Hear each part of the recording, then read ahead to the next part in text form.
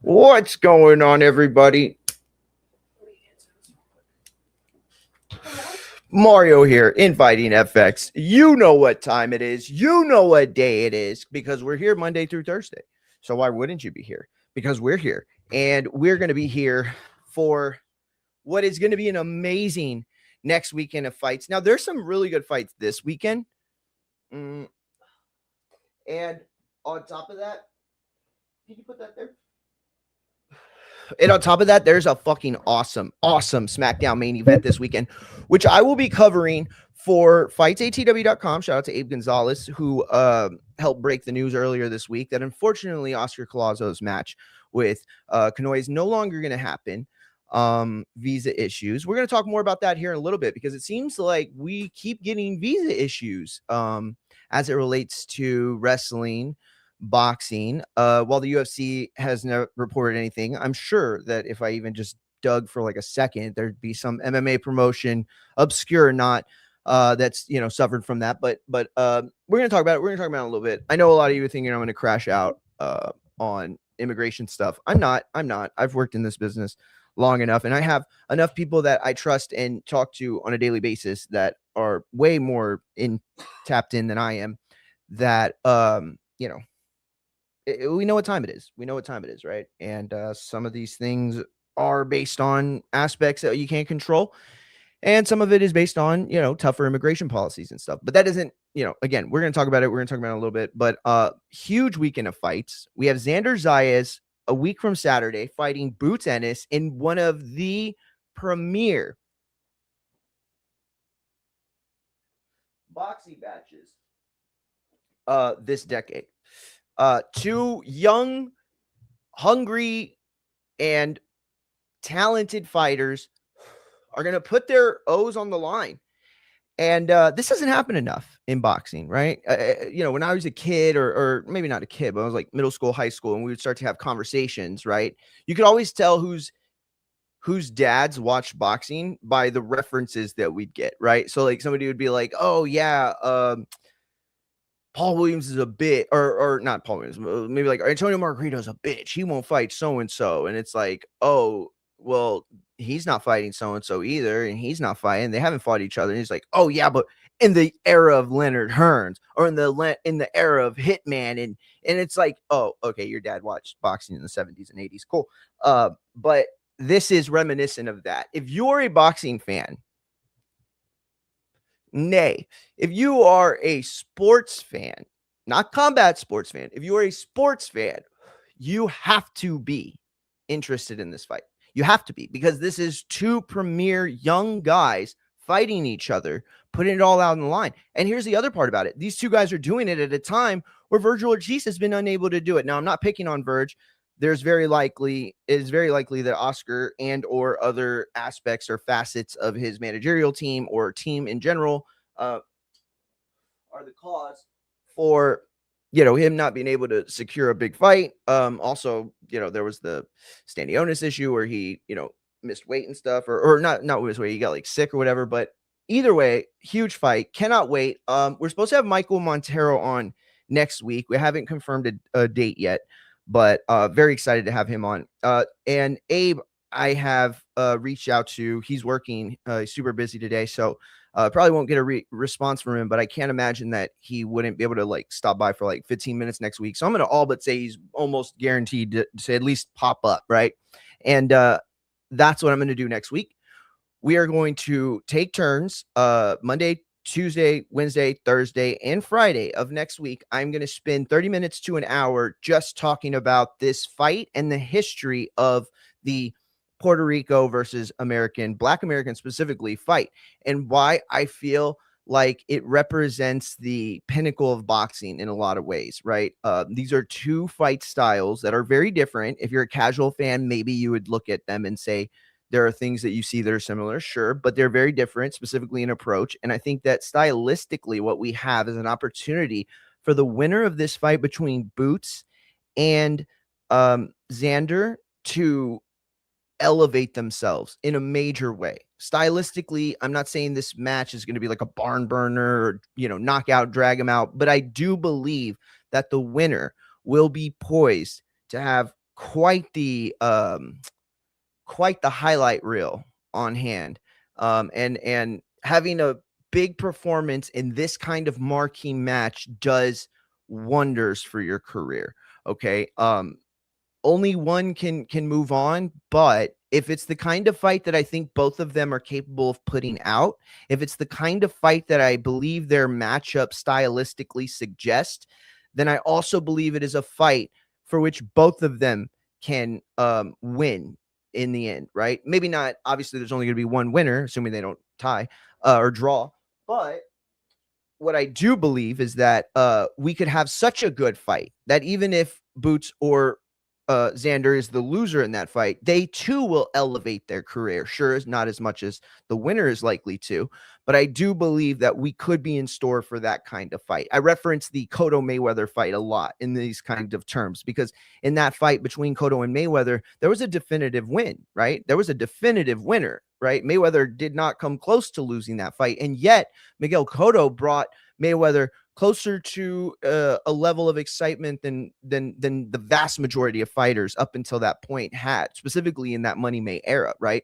So when you look at Cotto and what he was able to do on that night, he parlayed that into another run at junior middleweight, right? It came and he tagged up with Roach, right? Ended up going and working on the body shot again and the left hook.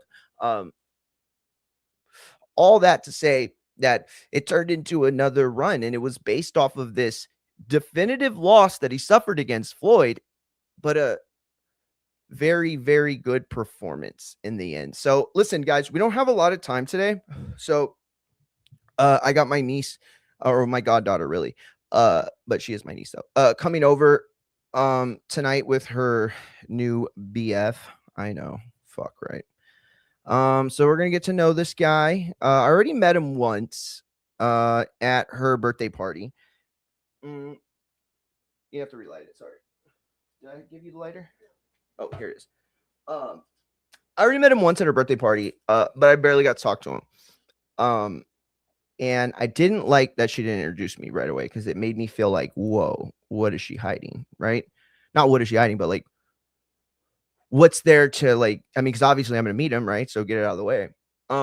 But I think that was more her just, still new to the situation, not realizing like the protocols that make it more respectful than less respectful. Either way, it wasn't a big deal. But met him, he seemed nice. Good, strong handshake, which I always appreciate about a Gen Zer because like 98% of Gen Zers have the weakest limp dick handshake you'll ever get. It feels like a baby bird trying to claw at your thumb. And so I'm gonna meet him tonight. We're gonna watch this movie on HBO Max that just came out. What's it called again? It's like Don't Let Them Kill You or something like that. It's with Jazzy Beats. It just came out on HBO Max. We had wanted to rent it a while back, but we knew it was coming out on HBO, so we were like, fuck it. And so they like horror movies.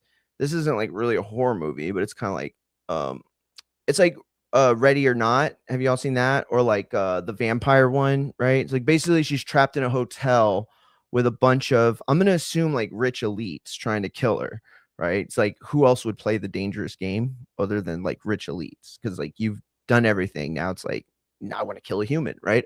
I assume you get to a point of so much money that that's where your brain goes. I don't know that. I probably never will have enough money to understand whether that's a thing or not. But they're supposed to come over, so we got like an hour, maybe like an hour 15 tops, to get through quite a few topics. Ande? Oh, thank you. Thank you, wife. Could you give me some tea again? I'm sorry. She didn't pretend she didn't hear me. I guarantee she didn't pretend she didn't hear me. Anyway, yeah, so we got that going on. So let's get the show started. So first of all, just to go over some of the topics, we are going to talk about Raw a little bit. We're going to talk about Dom and Obafemi, who won and who's going on. Shout out to Oba, who will be going to the finals, and he will be meeting either Jey Uso or Javon Evans. That's to say it's going to be Jey Uso, right? Like, this is ridiculous. Like, why they put Javon Evans in this position, I don't know, right? Like, you can't do this with the King of the Ring. The King of the Ring doesn't exist in the same way that like the Royal Rumble or the Elimination Chamber or the Money in the Bank exists, right? A single night that is highlighted based on a match and a set of stakes that magnifies the situation. So nobody's going to forget if Montez Ford shows out at the at the Royal Rumble, right? Nobody's going to forget if Braun Breaker shows out at the Money in the Bank, right? Nobody's going to forget if, Bryan Danielson has an amazing run at the Royal Rumble, whatever. You get what I'm trying to say. Nobody's going to forget those things. The King of the Ring, however, is much more difficult to get like a workhorse, iron horse type of persona / narrative over, right? In the same way that you have the Iron Man award at the Royal Rumble, it's really hard to get that out of a King of the Ring because eventually you have to lose, right? And it's one thing to be thrown out of a ring or not, lose because you didn't get the belt. It's a whole other thing to be the guy that has his back pinned 1, 2, 3. And I don't think WWE understands at this point. And it's crazy for me to say this. This is the longest running company. Why would somebody like me, who's always just been a fan and only has been covering the sport for like a couple of years as a journalist, have a better understanding than them? I don't. And I know that's the case. However, I know that momentum's a real thing and that storyline is based on that. So you can't excel someone like Javon Evans or a Gunther or an Axiom. You can't do that and then squash them moments later, right? I'll give you an example right now. We don't know what the fuck is going on with Roman Reigns and Jacob Fatu. We're going to talk about that in a little bit. And partly that is because they're doing really good work now as of the last week or two. But we went on this like weird run where at the very end, Jacob got his ball snipped, right? He gets his ball snipped. He's like, "Oh, I love you, OC." And it's like, okay, cool. That works kind of, but whatever. And then now it's like flipped around where Roman seems like he's scared of Jacob. Like he's like, just like, hey, don't do that. But now that you did it, it seems that was my plan all along. I wanted him to do that. I said, don't do it because I was tricking y'all. See, y'all don't know what I'm doing. Me and him know. So like when I say something to Jacob and he does the opposite, it's because he knows that that's what I was really trying to say. And it's like, no, it just seems like you're fucking scared as shit of your super dangerous thug cousin who's been in jail several times and you're a rich kid. So whatever. But I say all that to say that Raw's been pretty good the last couple of weeks. It's not just the Vision like doing the same thing every week. And that's a win as far as last year in the context goes. It's not the same Roman Reigns segment, like the last 10 out of 12 weeks or some crazy shit like that. So that's cool too. I think that this is what the problem is also with WWE, right? It's not just that they don't understand you can't take 2 steps forward and 3 steps back with a character and expect to keep them on that same arc or that same like hero's trajectory, right? I think there's also this aspect of it where they've forgotten what narrative means to their show. Monday Night Raw is supposed to exist as this kind of like SNL sort of show, right? Where it's a lot of skits that have little to no ties between each other, right? And then they play out episodically week to week, right? So a single episode has its own narrative, and yet it's larger narrative, larger storyline arc is touched on from like a full 4 to 10 week or whatever, it is today, process. And Raw has been working in this kind of way where either Roman is there and he's like the main event thing. So like they save him for the end and little to nothing happens leading up to it. Or they do what they did this week where he wasn't the main event, right? He was the first segment out. And yet he was out throughout the show. They had segments, little different segments, not all with Roman, but all having tied into that Roman universe, which now is operating as a much larger story tree, right?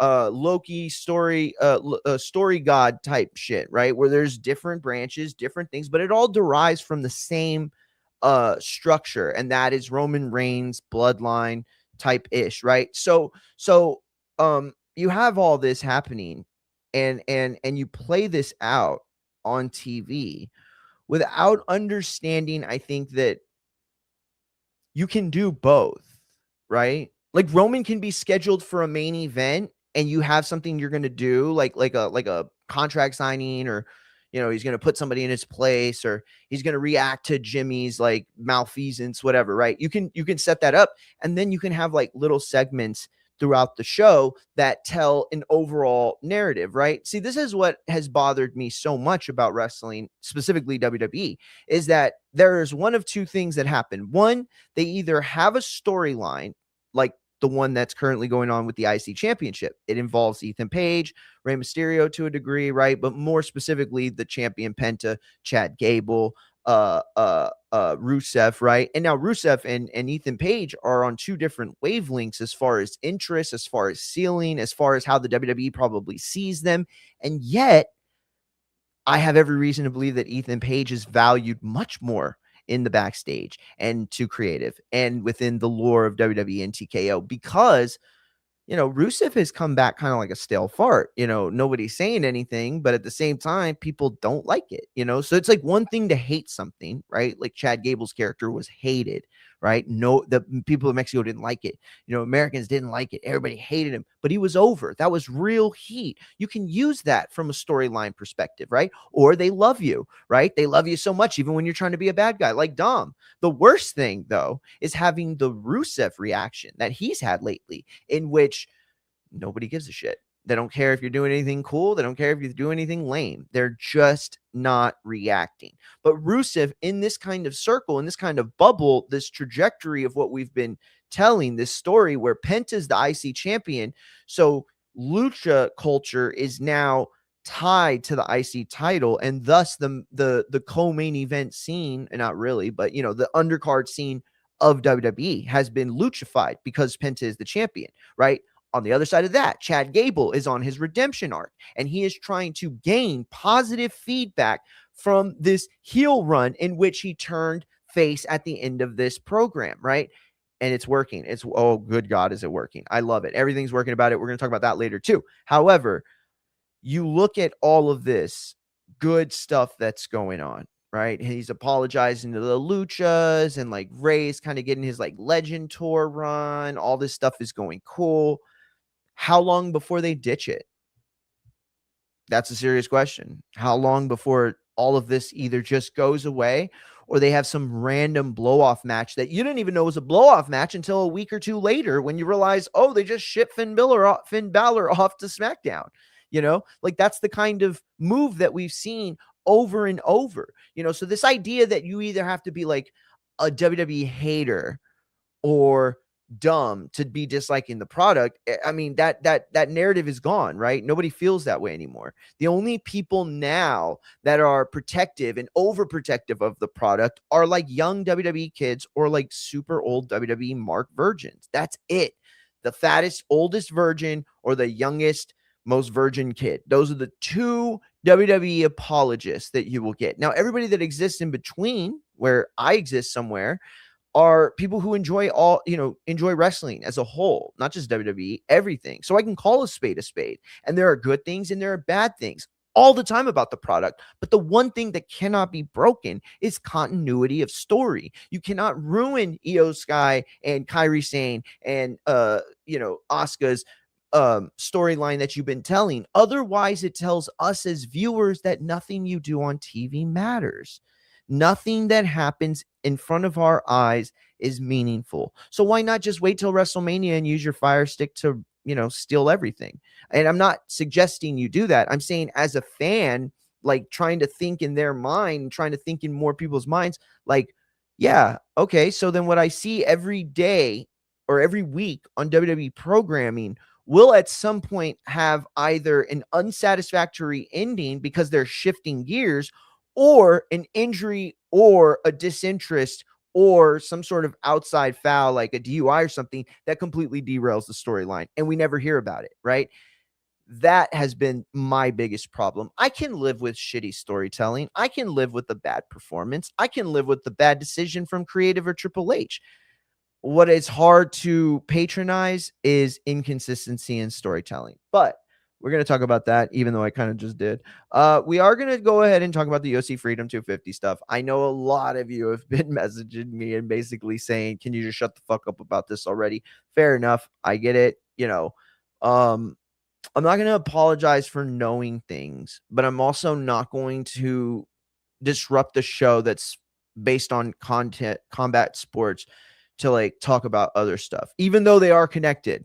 I understand that not everybody has that interest. So, yes, we are going to talk about 250 a little bit, but we'll save it for the end. We'll move on pretty fast. The big story though is we're getting Anthony Joshua, Tyson Fury. Rumors are right now circulating. Oh shit! Thank you, brother. I appreciate it. I actually have been doing really good at going live on IG like right away, but then I don't know, last like 2 weeks I've been forgetting. So I appreciate that. What were we talking about? Oh yeah, AJ. Let me pull up this little thing. Fury AJ happening in the US. No, what was wrong. Okay, so I have not seen this from Dan. I haven't seen this yet. So we're going to watch this together. But let me use a news site instead. Okay.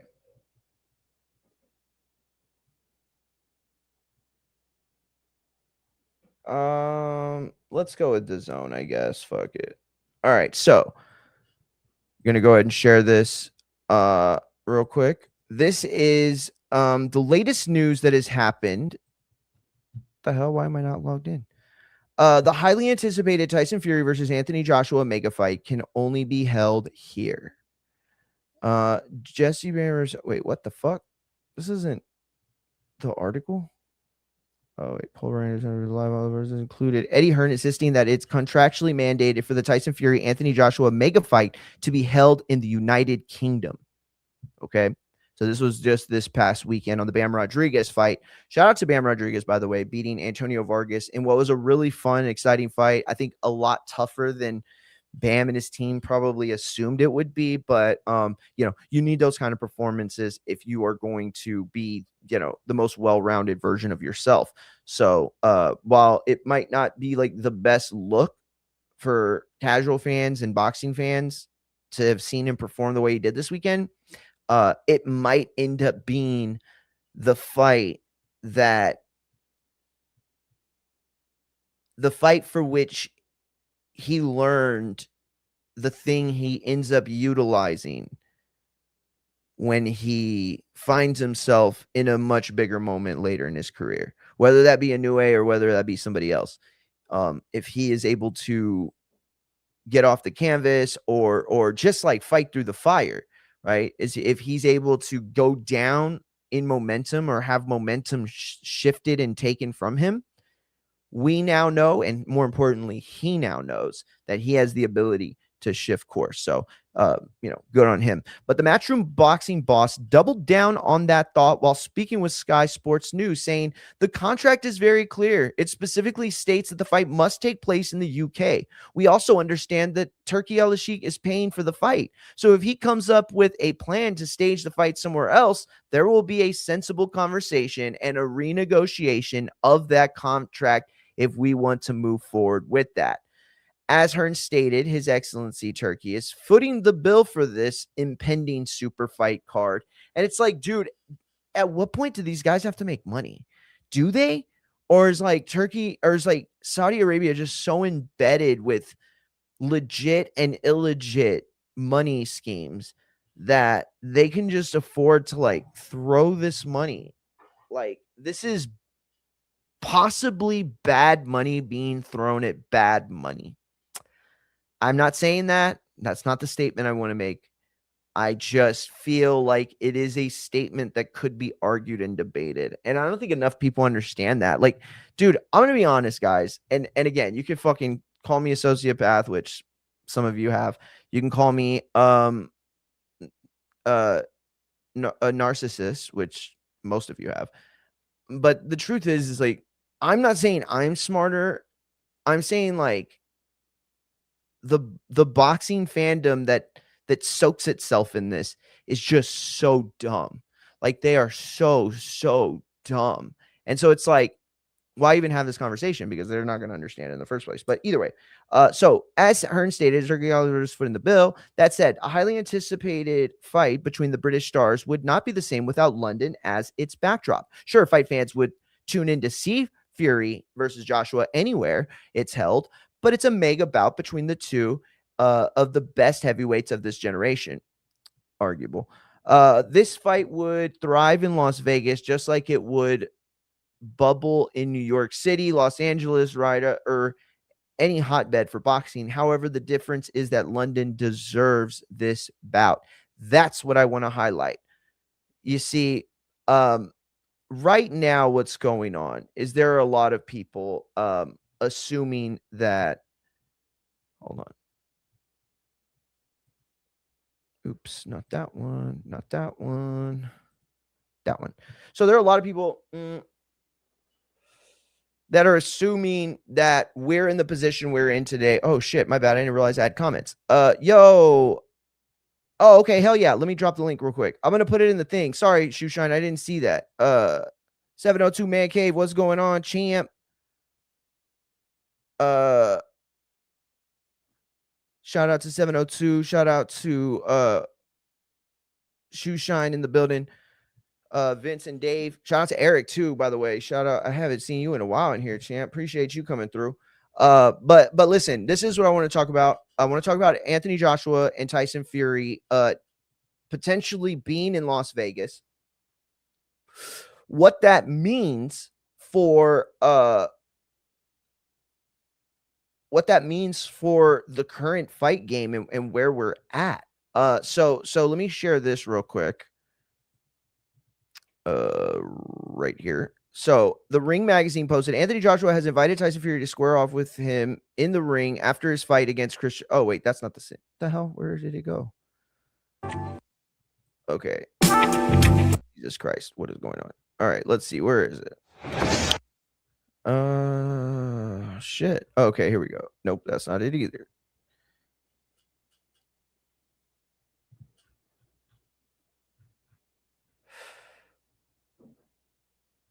Dude, where is it?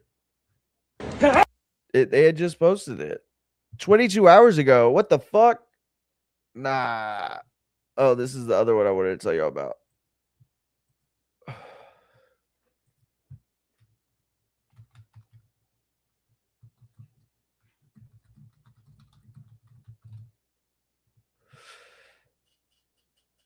Okay, I'm just gonna use the boxing scene one. I don't want to, but I'm just gonna do it. Shout out to Tom though.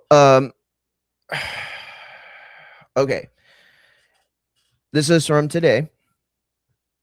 The ongoing saga over who will promote the long-awaited showdown between Anthony Joshua and Tyson Fury and where it will take place has taken another turn. It was reported last week by Boxing Scene that a clause in Joshua's contract states that the fight must take place in the UK. Following Fury's appearance at the White House at his first appearance in the U.S. in 5 years due to links with former manager and alleged Irish cartel head Daniel Kinahan, it seems that Fury is more open to fight taking place outside the state or taking place stateside. Open to the fight taking place stateside. Fury teased that he would be working with Zuffa boxing head Dana White, who has long claimed that he will promote the fight, but Joshua's promoter Eddie Hearn of Matchroom Boxing has claimed White contractually can have no involvement. Hearn also claimed that White has staged loose talks with Las Vegas MGM Grand to host the bout on behalf of the Saudi boxing financier Turki Al-Sheikh, who will be funding the event. It is now being reported that the Athletics' Chris McKenna, by the Athletics, my bad. I was like, the A's? Fucking, my bad. The Athletics, and by the way, his name's Kyle McKenna. The Athletics' Chris McKenna, not the Athletics, I meant the A's outfielder. Old outfielder Kyle McKenna. That Las Vegas is now a front runner. Okay, let me reread that because I'm bumbling high dummy. Hearn also claimed that the White House has staged loose talks with Las Vegas MGM Grand to host the bout on behalf of the Saudi boxing financier Turki Al-Sheikh, who will be funding the event. It is now being reported by the Athletics' Chris McKenna that the Las Vegas It is now being reported by The Athletic's Chris McKenna that Las Vegas is now a front runner to host the fight, with other American cities under consideration. This has been met with criticism by fans in the UK that believe the biggest fight in British boxing history should take place at the iconic Wembley Stadium in London, England. The bout is scheduled for November, and the typical British winter weather is seen as the biggest stumbling block to make it happen. That's so stupid. Who gives a shit? I mean, first of all, you can move it anywhere, right? You could build a stadium for what they're going to be able to do in that place. That's not a real argument. I'm sorry. That sounds so dumb. But listen, before we get to Dan's thing, oh, let me bring on Shoeshine. What's up, Shoe? I want to do this, okay? Shout out to Machine Gun Matt in the chat. Chang he said, "Did YouTube update the chat font? Seems larger." Yeah, I think they did actually.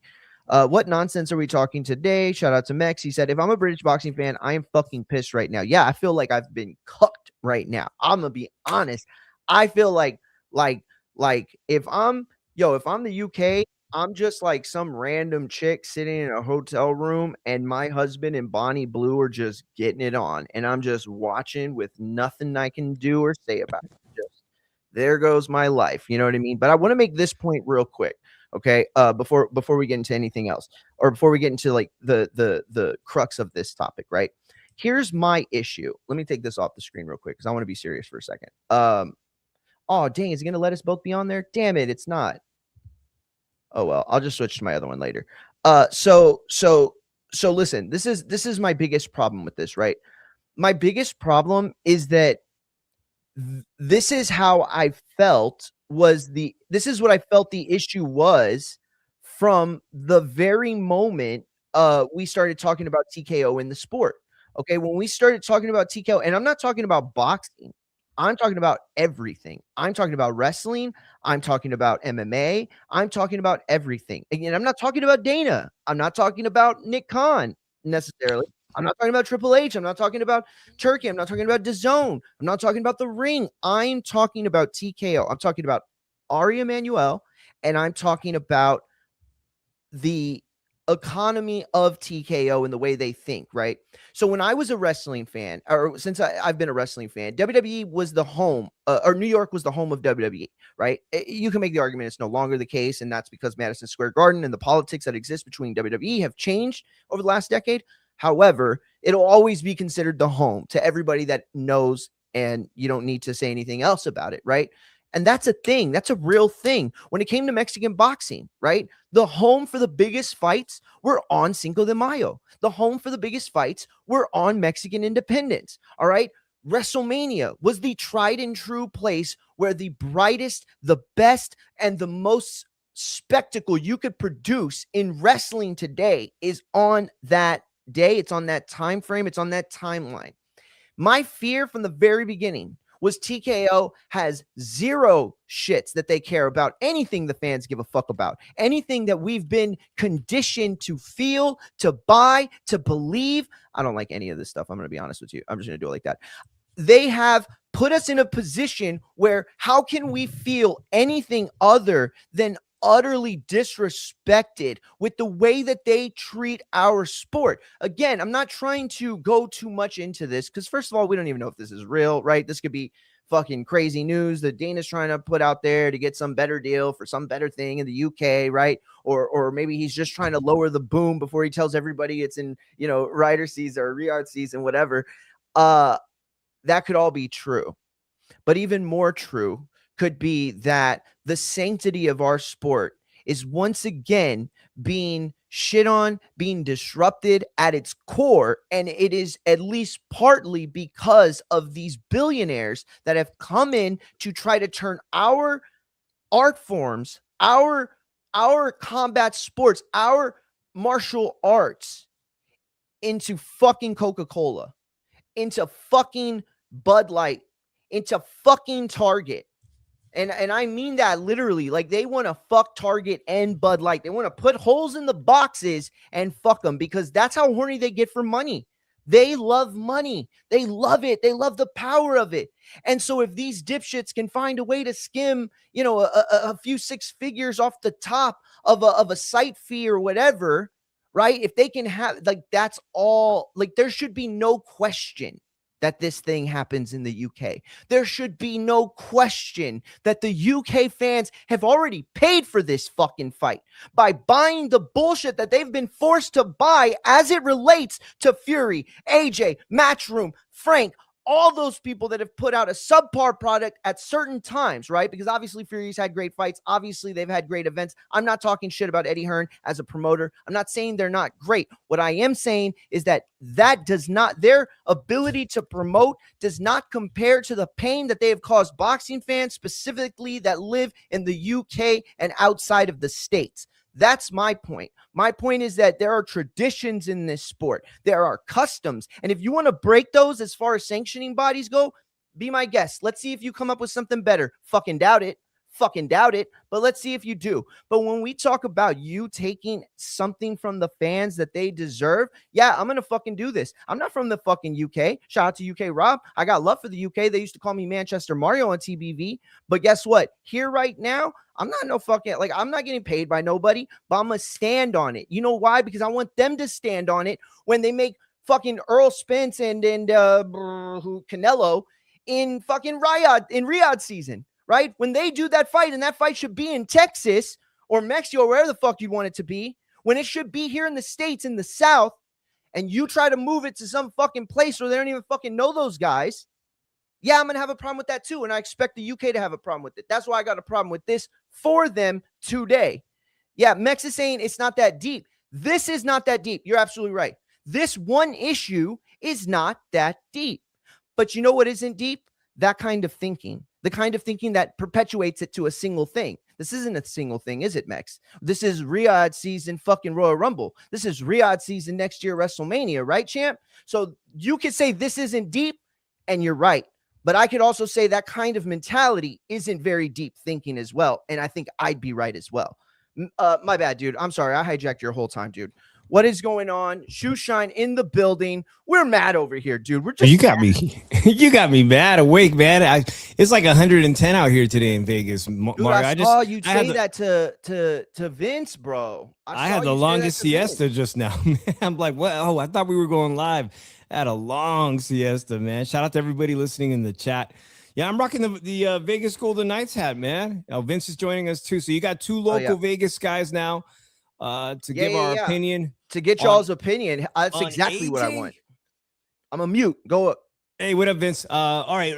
Shout out, Vince. I spoke a little bit about it on our show last night, but I had no idea how much of a reality it may become. And just maybe I'm trying to think of the justification for bringing it to the U.S. and what history they've had at boxing promoters have had bringing big UK talent. First of all, we know for a fact Vince has experience with a lot of people here locally that Tyson Fury loves Las Vegas. He loves training in Las Vegas. He loves hanging out at the Capetillo gym. He loves Vegas. Maybe he is the driving force. What they saw with the spectacle this week with UFC 250, I think that definitely has had some type of impact on their decision to maybe bring this to the U.S. as opposed to their domestic audience. Do I agree with it? Nah, not really. I think, I admire the UK fans. Vince, when I watch fights in the UK and their super fights, those heavyweight super fights, I'm like, man, I wish it was like this in the U.S. Even I've been to Vegas fights where the energy just is not there, and the UK fans bring it. They do deserve the fight in their backyard. They absolutely deserve to have that fight in their backyard, but there could be a good argument for bringing it to the fight capital of the world, which is still Las Vegas, Nevada. Love to hear it. Where we both live. And I think some of that energy might be coming from World Cup. Yeah, I'm reading an article today. That European fans that have come to the U.S. to watch World Cup games are absolutely being blown away by the modern technology in some of the stadiums here in the U.S., specifically SoFi. I doubt they're talking about the San Francisco 49ers stadium because that stadium sucks. Really? Yes, it sucks, man. My friend, I thought it was like a really good stadium. No, 49ers Stadium in Santa Clara, which held, I think, last night. Shout out to them. They had 68,000 sold out fans. But the argument might be that they've had success with the Canelo Alvarez event at the Allegiant Stadium in Las Vegas. and that British boxing fans have a long history of showing up for their star fighters. They absolutely do. I had to go back and look at all the sold out events that Ricky Hatton himself was a hugely popular Las Vegas fighter, man. January 2007, sold out. June 23, 2007, against Jose Luis Castillo, who we beat in the 4th round, also sold out. Goes on to fight 5 times, including Paulie Malignaggi and Manny Pacquiao, all largely sold out due to the influx of British fight fans that were coming to vacation. That was a prime time in Vegas, man. Just a different era of Las Vegas. Right now, we're struggling, bro. But I think from what Turkey's probably looking at with the World Cup and the amount of people that are coming to the U.S. to watch some of these fights, that he's thinking it might be just as successful, if not more of a boom to him and their pockets potentially, with Dana White being here in Las Vegas, Zuffa and all, and the success that they've had in prior years with British fighters coming to the U.S. soil. That may be my theory as why they're potentially having. We're seeing Vegas as the front runner right now. Strange. No, absolutely strange. But maybe understandable. Now, I'm not going to push back on any of those things you just said as it relates to Vegas being a hub, as it relates to it potentially being successful. I know it can be successful. I'm sure of it. Okay. Here's my problem. Okay. Vince, you were in and you're there. I keep putting you on, but your screen is black and there's just like a humming noise coming from it. So I figured you were having internet problems. But yeah, try again. I'll let you in. I've let you in every time I saw you, or maybe one of the times I didn't catch you. Maybe that's what you're talking about. But listen, here's what I'm going to say, right? My biggest thing is this, right? That's an interesting point you made about Ricky Hatton and how the UK crowd travels well. And it feels like, first of all, great point. I didn't think of it. And it's a very smart point. And reacting to it though, and again, this is just my first reaction. It feels like the argument is that, hey, they're a really good fan base. We can make them pay more. Hey, they're a really good fan base. We should tax them for it. Right? Like that's how it feels, because it's like, oh, yes, will they travel for their favorites? Absolutely. Right? Will it still be a sold out place in Vegas? Absolutely. How much more does a UK resident have to pay to get to Vegas as opposed to somewhere in the UK, right? And then you couple that with the idea that the UK fans have already paid for this. And I said that earlier and I didn't explain it. I'm going to explain it better. Here's what I mean. They literally paid for it. All the Fury fights, the AJ fights, the Matchroom fights, fucking Queensberry fights, right?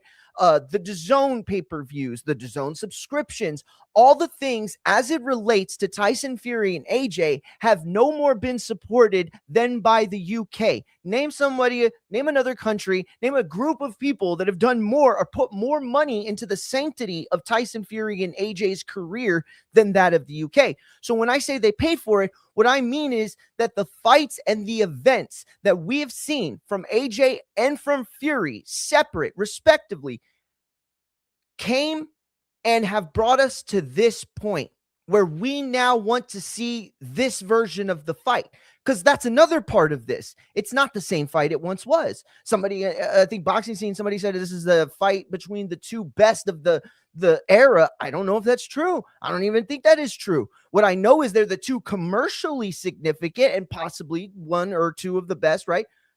All I know is that the UK fans are the reason that these two guys are as big as they are. They are the reason why these two guys were still relevant when they did fucking cocaine and gained 5,000 pounds and decided to come back. It was the UK that stuck for Fury. When AJ shit the bed against Ruiz, it was the UK fans that called in on the Boxing Voice saying that he was going to win that rematch. Okay, so when we talk about where this fight should be, it should be in front of their fucking fans. And Mex is not their fan. Matt's not their fan. I'm not their fan. Who's their fucking fan? Where in Vegas is their fucking fan? The one. Like, this is my point, is that it's not that deep for one fight to be out of its realm. Sure. But this is part of a much more systemic issue that, again, points to the disrespect of fans by expecting them to shell out prices that we've never been accustomed to. So you're saying now we want to break these customs and have you accustomed to this, but the things that we appreciated and were accustomed to before can now no longer be expected to follow through in the TKO era. I'm sorry, I don't vibe with that. What's your response to that in anything else you have on that? Well, you know, they took it away from the Mexican fight. They took it away from Canelo Alvarez fans. They took Mexican Independence Day away from us. They've done it now twice. You know, we had to watch him fight that Cuban fighter here in Las Vegas. I guess I went to a sports bar to watch it. You know, I could have watched it at home. I had family in town that came because they thought Canelo was going to be fighting. And I'm like, yo, guys, go ahead, come. But there is no Canelo fight this time for this holiday. And we all went to a sports bar to watch it. And there was no atmosphere. There's no vibe. They take it to Saudi Arabia, and it's a major disappointment. You know, we're used to Mexican fight fans are used to being like the soccer fans at FIFA events. We're loud and boisterous, and we like to party, and we like to hear our music and dance and take crazy pictures. And there's none of that going on in Saudi Arabia. So I fully expect them to screw over the UK fans. I fully expect it. But it brings another issue that I'm very passionate about, is that all across the sports world, all across the music industry, they are pricing out conventional fans of an opportunity to be entertained, bro. Because just bringing that event to the Allegiant Stadium is going to be astronomical costs on the UK consumer, the UK sports fan that wants to attend this event. You've got airfare, you mentioned. You've got hotels, and you know that Las Vegas will price accordingly. When they see the capacity go up, the prices are going to get jacked. Just like you were, if you came to Vegas and had no idea that WrestleMania was in town, you'd quickly figure it out when you went to go book a room. Like, what's going on? Why are the rooms so expensive, man? They've screwed these fans. I mean, it's absolutely. They're pissed, dude. They're super pissed. You've seen them staging, you know, the press conferences, crazy, or like running up to him and shit. You see him, you see him shower the president of FIFA like with dollar bills, like he was a dirty, filthy stripper. Yo, that was crazy. He had like a wad of cash. I don't know what he said, right? Because it's all in another foreign language. But what I understand about this news story was that he was complaining about the tickets that FIFA was, you know, the price of the tickets and everything, right? Yeah. So he just had a wad. I don't know if it was real or not, but he just had it and he just fucking threw it like at him, and like like a quarter of it just hit him in the face, right? And then the rest of it just like showered on it. I mean, it was the perfect throw. Like, that guy's got to be like a professional strip club goer too, because that you don't make it rain on your first shot like that if you haven't been, you know, visiting diamonds every Wednesday night at the strip club. You know what I mean? The irony about FIFA, Mario, is that I went to a World Cup game in 1994 at Stanford University for Brazil. I got to see Brazil. The Brazil fans go crazy and all the loud instruments they bring. And I paid nothing to see that. I was somehow, my school was gifted tickets, and I went and saw that for free. And now as an adult in my 40s who owns his own house, I can't fathom putting together a vacation package to travel domestically to see a World Cup game. I'm like, I already been there, done that. I saw a game, you know, 30, 40 years ago or whatever it is for free. And now I just can't, no way would I pay for it. Exactly. No. You're absolutely right. Okay. So I want to just respond to two things, or not respond, but get clarification. Oh wait, where did he put it? So Mex said, how much of this has to do with all the chaos going on in the UK right now, though? I don't know what he's referring to. I mean, I really hope it's not like the Muslim immigration stuff, because I mean, that's a problem everywhere, and it's not even close to the problem they say it is. But who knows what he's talking about? I don't know. But what chaos, though? Maybe it's something that I specifically don't know. But I do want to respond to it in this kind of way. Whatever chaos may or may not be going on there, I don't think that it is as prevalent as the chaos going on here. And what I mean by that is, you see what's going on with FIFA. Many people that had clearances for months, you know, got detained, got arrested, got sent back to their country of origin, right? Photographers, coaches, goalies, like It's been crazy. And some of them just detained for 6 to 10 hours and then just let go, right? Like, I was not a high level athlete. I really wasn't, right? I played high level high school baseball. I played super low level college baseball. And what I can tell you is that even at my low level and basic ass athletic skill, I needed time to chill. I needed time to relax. I needed my beats. I needed to zone out. I needed Ness to go do his shit. I got to get ready for a fight. That type of vibe, right? It's crazy as hell for me to be thinking of myself as a professional athlete about to compete on the biggest world stage, not just in your sport, but comparable to all sports. And then you're just detained for like 6 to 10 hours. Like, that shit to me is crazy. And that would be something I wouldn't want to risk.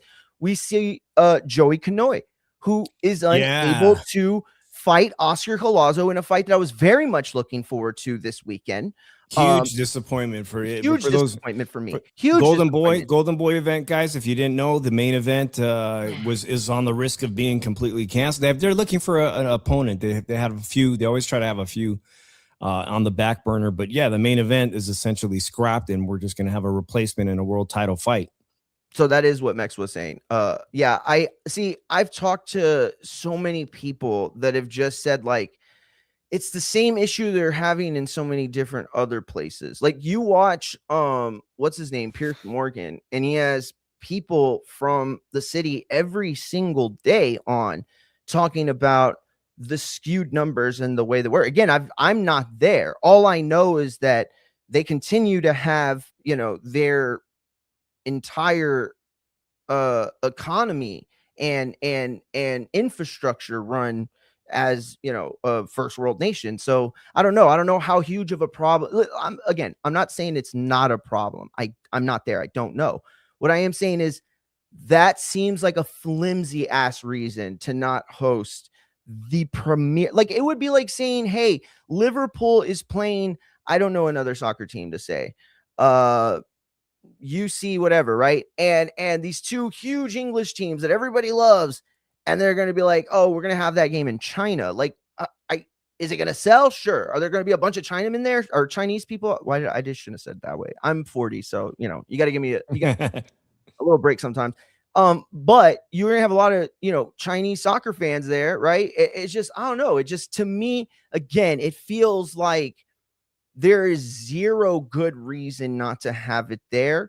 The only rationale I have that I'm coming up with is that this is all, I don't mean fake news in the sense that it was like planted and bullshit. I mean, it is a story being pushed to potentially like help a negotiation somewhere else or with something else, or threaten for it not to be somewhere. You know what I mean? Like, if you need UK to bend over for something, right, and they're unwilling to do so, one of the tactics to get them to bend over would be to release a story like this into the news. And that way you could have total deniability, right? If you still do have it, I don't know what the fuck they're talking.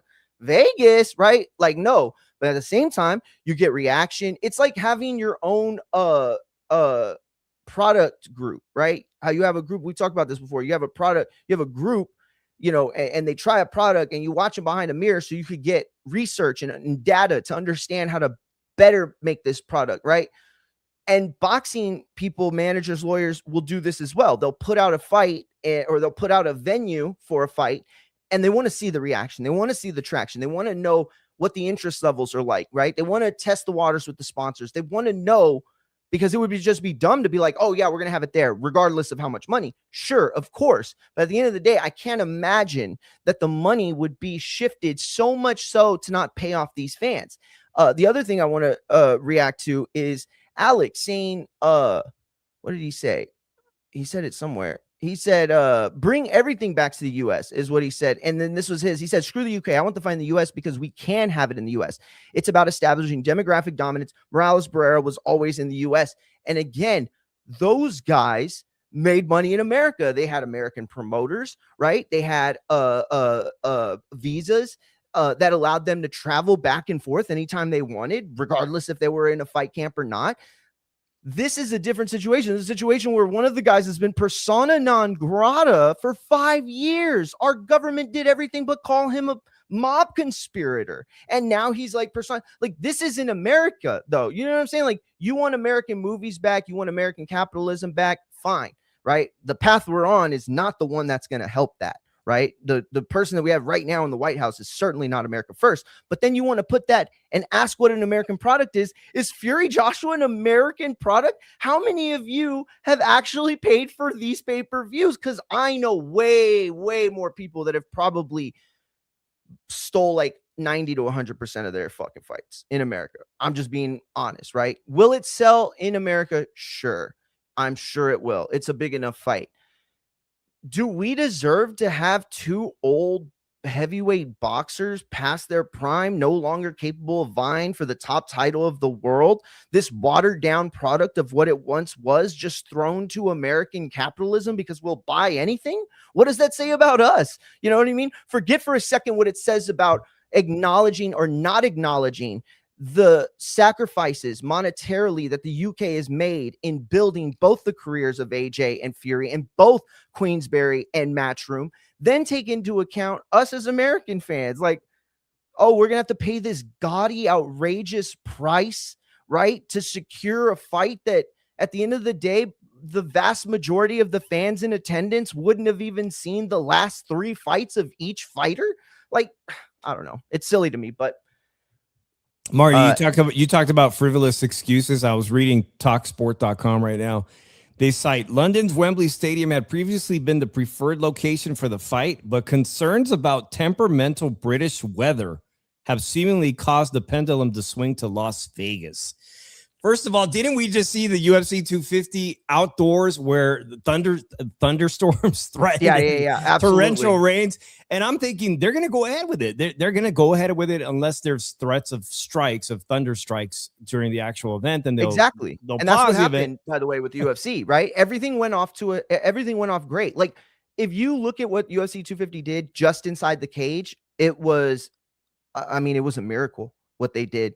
They pulled off sanctioned regular UFC fights that were not, as far as we could tell, right, as casuals and hardcores, that did not impact their performances. Very tough to do. Very, very tough to do, right? I would never compare myself to them ever, right? They are actual fighters, and all I've ever done is talk about it and try to do it twice. But in my one novice fight that I had in Wisconsin, where the humidity was crazy and the lights attracted a swarm of bugs. Oh, man. Shoe shine. I swear to God, it looked like a cloud above our heads. It looked like a cloud. They were so thick and dense, right? We had to like turn everything off and shut it down for a little bit. It like caused like a whole hour delay, I want to say. But the fact that they did that and pulled that off, amazing. So you're not going to tell me that they couldn't figure something out. Like you're not going to tell me the weather's an issue in this era. Do they have a date? Mayweather and Pacquiao, we're going to just build something. But how do they use that as an excuse? Do we have a date for the fight? I mean, how can you forecast the weather so far away? That to me sounds like a real frivolous excuse. I heard that SoFi Stadium was also in contention. It's a magnificent venue. Wow. I did not hear that. In California, it really is a magnificent venue in California for the football teams, the 2 football teams there. I think California is probably going to get scratched off the list just because the amount of taxes, income taxes, would probably, as soon as AJ and Tyson Fury sit down and think about it, they're like, that's a huge cut that the state of California is going to take. And a lot of those mega fights don't get made in Southern California because of that, because, it's going to impact your fighter's purse. Yeah. And, here's the thing. Like, I want to make sure that I say this with Meg still watching. Like, I'm not saying like weather isn't a problem or an obstacle. I'm not even saying that the current political and immigration or environment in the UK isn't an issue, right? For business. I don't know that. I don't know that to be the fact or the case. I do know that, there is something that you could look into that may suggest. But again, my only point is none of those seem like valid reasons to choose Vegas over that. Again, because you see what happened with Collazo, and I highlighted Alex's comment because it is a good comment. He said Golden Boy is stalling Claus's career. He should have unified at 105 already, but De La Hoya canceled it. But this isn't a situation where Collazo pulled out or something. This is a situation where visas have been an issue, and this is a consistent theme we've been seeing. Now, I'm not suggesting in any way that anybody's preventing anybody, not at all. What I am saying, though, is that the regulations have been tightened up to the point where if you are, let's say, somebody in TKO that handles visas and handles getting foreign fighters or wrestlers over, right? And you know, in your 5 to 10 years in the business that you need a good 1 to 2.5 months, right, for this process. So you need to start it.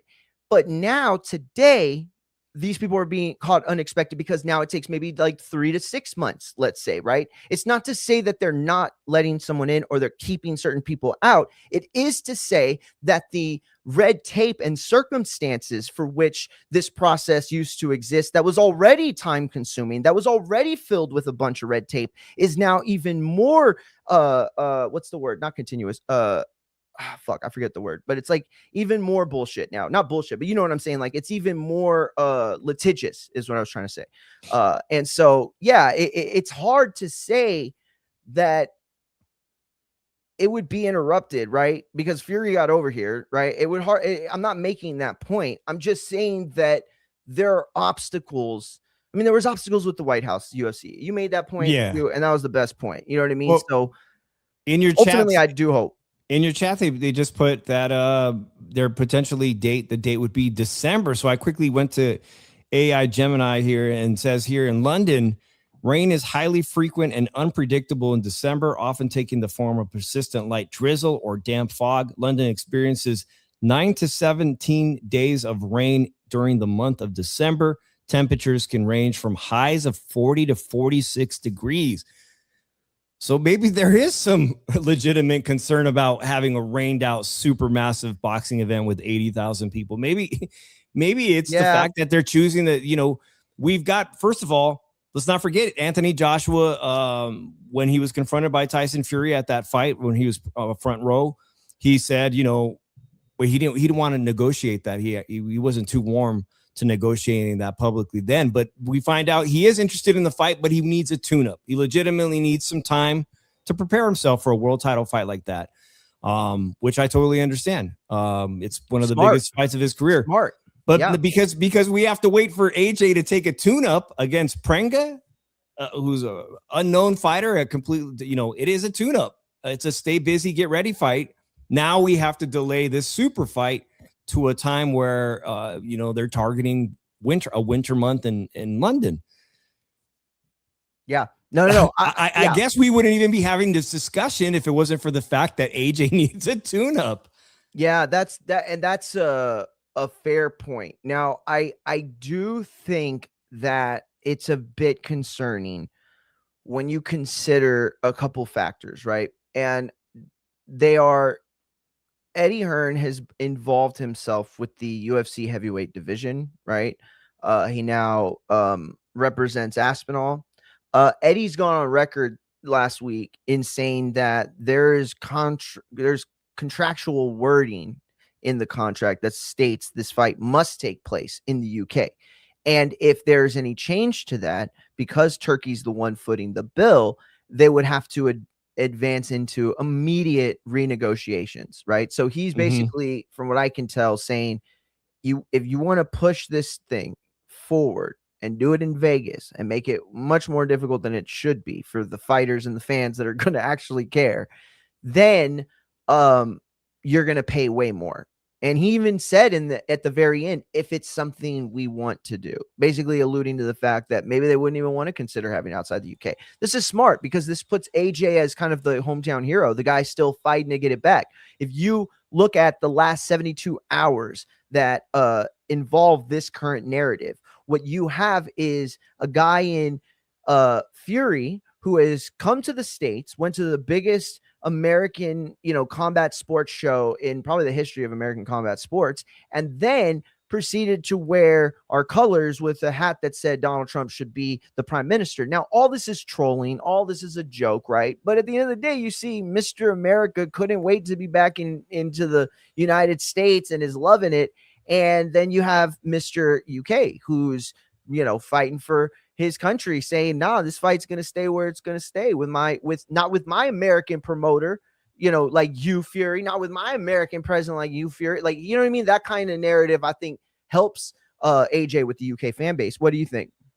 Yeah, I agree with that, man. By the way, I think Vince was a little confused. He thinks I'm running the show.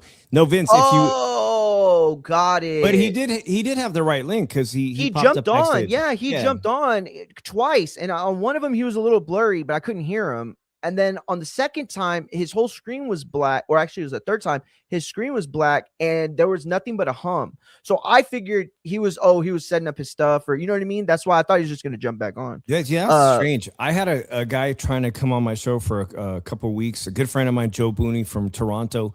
He actually is the voice of the London Nationals. This guy is young kid. You got to meet this kid, man. Even if we meet him here online, because he told me when I met him when he was 19 years old on YouTube many, many years ago, he says, I'm going to go to school for broadcasting. I am going to be a commentator. And he got himself that job. He envisioned it.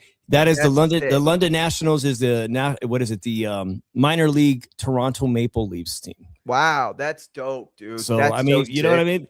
That's such a great story. But anyways, he's trying to get on my StreamYard or my other eCam, and his phone just kept causing this huge weird buzz for like 2 weeks. And Vince his phone's never done that, or his devices have never done that. Now Vince has got always the weird crispy buzz. Clear He's got the weird buzz. But was he in his spot though? Because it looked a little different, the background. So maybe he wasn't in his cave. Maybe he was in the man cave. That could be anyway, yeah. So listen, I don't know. I'm not suggesting that this is all a power move between Dana and Eddie, but it does feel weird. It feels weird that, what you would think would be the easiest aspects of this fight are becoming controversial, and there seems to be no real logic, right? No sound logic. Sure, there's a lot of different things that you and Mex and a few others have brought that are reasonable obstacles, but no logic that says that venue is the only one to use over this venue, right? And so again, I ask myself, is this a situation where, again, it's just media manipulation, right? Narratives.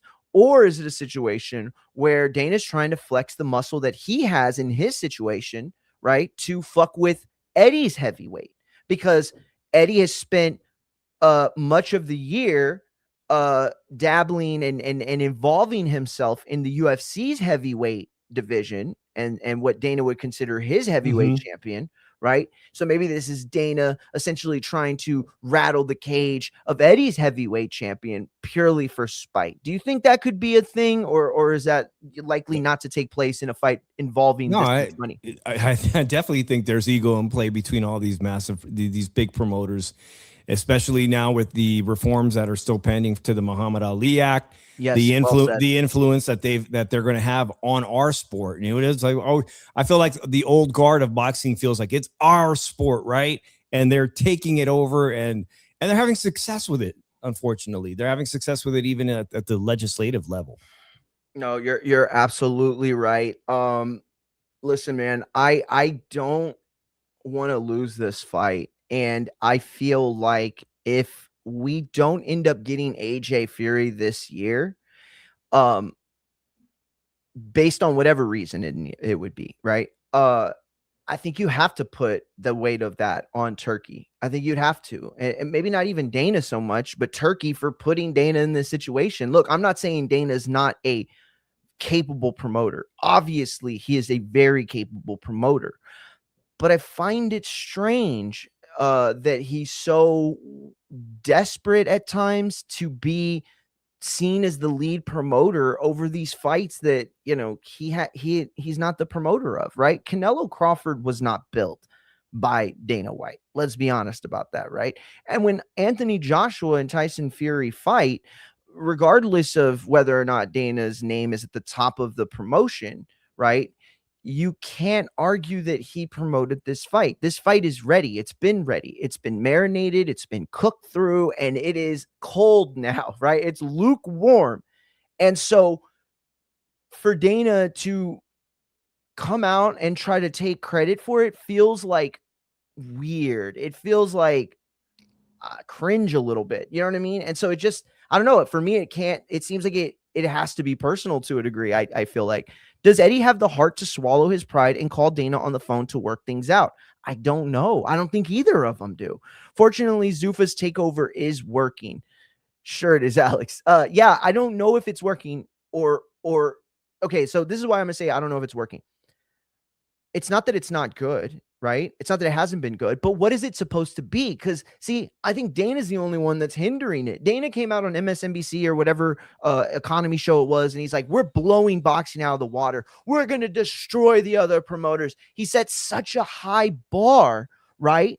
To the idea that to this idea that he was going to come and take things over. And if you look at the card that's being presented this weekend, right? This ESPN card, man, it is such a good like Tuesday night fights type of card. It's better than a Friday night fights card. It's better than a showbox card, right? Like they are doing their thing. They're not doing it at the elite level. You know, even though you promoted Crawford and Canelo, and you can say that, you don't have those legacies or those lores. And you can promote this big fight, and it won't give you the legacy or the lore. It'll give you some rub. You know, maybe it establishes Zuffa as a place where the biggest fights can be. But right now, under contract, if their idea is this is where we're going to be and we're going to be that now immediately, I'm sorry, it falls short. It falls short. Edwin De Los Santos versus Jose Valenzuela, amazing fight. Such a good fight.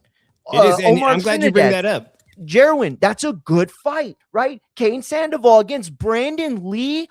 Wow. Yeah, I still want to go to that, Mario. That's coming up at the end of June at the Cosmopolitan in Las Vegas, right? It's on a Sunday. The next Zuffa card, it'll be the first time they actually leave. Well, they just had an international fight, but here locally, it'll be the first time they leave the Apex UFC Center, which is where they train the UFC fighters, right? This will be the first gauge to see how well Zuffa can do with a mid-level venue, approximately 4,000 seats. To me, boxing, the best fights you can see in Las Vegas are these 3,000 to 4,000 seat venues, because if you put on a good card, it will sell out. Here's something I've never seen. Fights on a Sunday. How do fight fans respond? How do you get local Las Vegas people to say, oh, I work on Monday, but we live in town.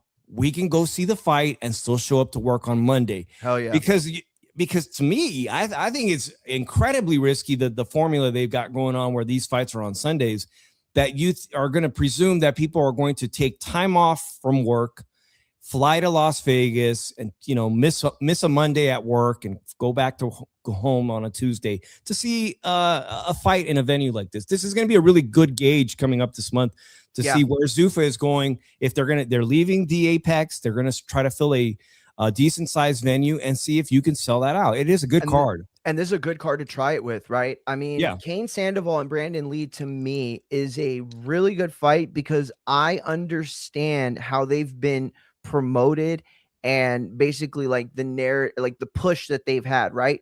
So them coming to head, like I know what this fight means. If they don't show up, then it says something about who we were told they were supposed to be. If they do show up, then it's something that we were also told, right? So this is like a great kind of crossroads fight in a way that doesn't have to be a definitive in for the loser. You know what I mean?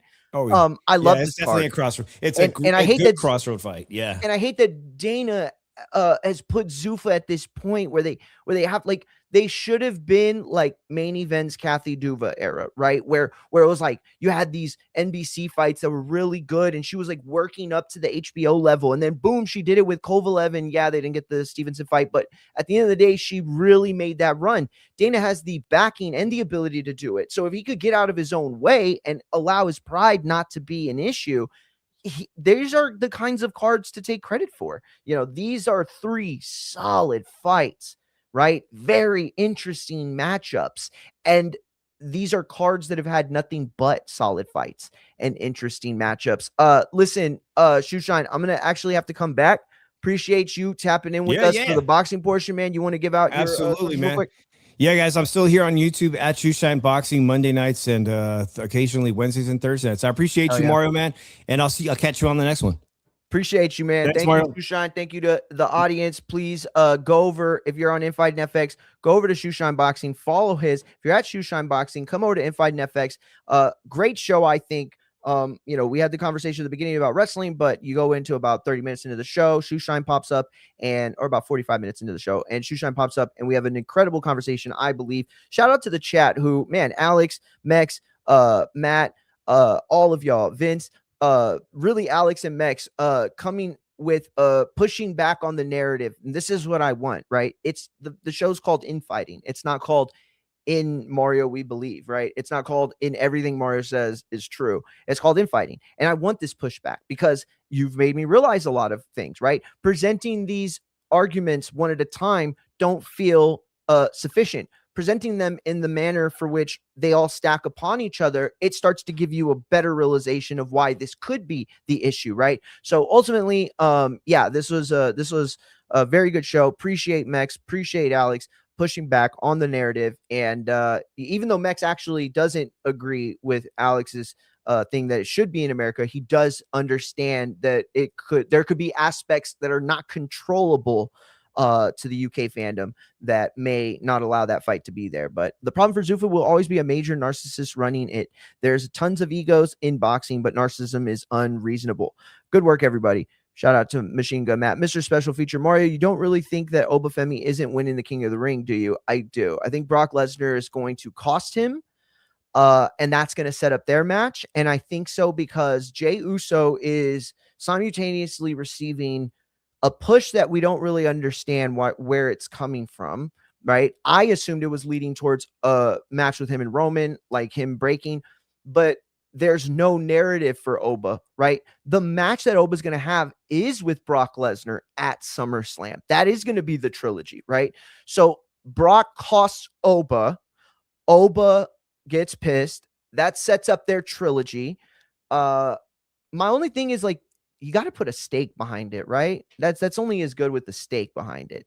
But you do that, you have Oba get over in the match, but you have Brock cost him. So obviously it's going to be a situation where Jey is all but going to lose, and maybe even we have all the interferences, and Oba, how dope would it be for Oba to just squash Jimmy, squash Jey, like not squash, but like get rid of them. And you're like, oh, there's no way Oba's not winning. And then it's Brock that costs him. I think that is a way to set up their match, even though they don't really need the help because that trilogy is huge. I don't want Jey Uso to win, and neither do you, and neither do the fans. And that's evident by the fact that Jey Uso's King of the Ring win against LA Knight and the rest of the Fatal 4-Way class received an 80% thumbs down on social media. That is super rare for the top of the top in wrestling, specifically WWE. It is very rare to get 80%, but they got it. They got it. And I think it might be over 80% today. It was 80% when I saw it yesterday, 2 days ago. Monday. And today it is I don't know what it is today, but it was like 80% thumbs down. So nobody likes it, but what people do seem to be liking, what is getting interesting, is the Roman Reigns, Jacob Fatu aspect of all this, right? So if you look at what Jacob Fatu is doing, he's basically saying, yeah, I'm only down with the OTC. I'm only down with Roman.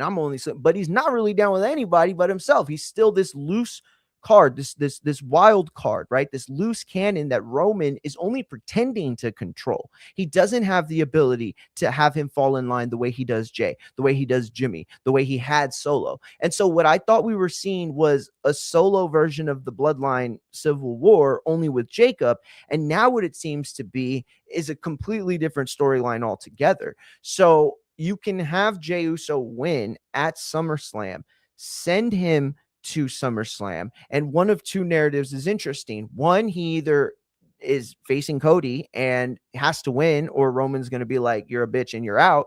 Or two, he says, F that, the turn does happen, and Jey stands up to Roman and challenges him for the title. Either way, those are two more interesting things than, in my opinion, sending out Obafemi into a situation where he's certainly not beating Cody and he's certainly not beating Roman. I just don't feel like it's something that happens. Alex says, Yeet. Mari, did you get the chance to read the article? I read about half of it only because the subscription thing kept popping up. But shout out to y'all, man. It sounds like it was an awesome game. Shout out to the Plainview All-Star team. Mex took them as far as they could go this year, but guess what? Next year is a whole different ball game. I smell a victim in the chat. Oh, yeah, worse. I just want to say I said that's what's going to happen, and people told me that was stupid and not going to happen. By people, he means Mex, I'm sure. I like Bully Ray's idea for Oba winning. Yeah, I liked it too. And again, I'm not against Oba winning. My problem has nothing to do with Oba winning and getting a title shot. My problem has to do with I know they're not going to let Oba get over. So then we're going to send him into SummerSlam in a situation that's very similar to what we saw with Gunther and Cody Rhodes, Gunther and Cody Rhodes, who else? Or Finn Balor and CM Punk. Like a situation where, like, yeah, that's a cool match and it's a great idea, but the current landscape of wrestling does not allow for Obafemi to win. So Oba beats Roman and then does round 3 with Brock Lesnar for the World Heavyweight Championship. Whoa. So you're saying night 1 he beats Roman and then comes back for night 2 to face Lesnar? Oh my God. Dude. Next is the worst, dude. Oh my God, hilarious. Bro, here's the thing. I don't think they do it. Love the booking. But listen, I got to get out of here. I got to go pick up my goddaughter and her boyfriend for a movie night with her aunt and uncle. I'll let y'all know what the kid is like. He actually lives right near us, which is crazy. Like literally, like if I got in my car, it would take me 30 seconds to drive to his place. No joke. So but anyway, we're going to watch that movie on HBO with Jazzy Beat. So I'll let y'all know how it is tomorrow. Appreciate everybody for tapping in. Infight and FX is where you can subscribe. So yeah, and it would definitely make Oba a fucking megastar. So until later, peace.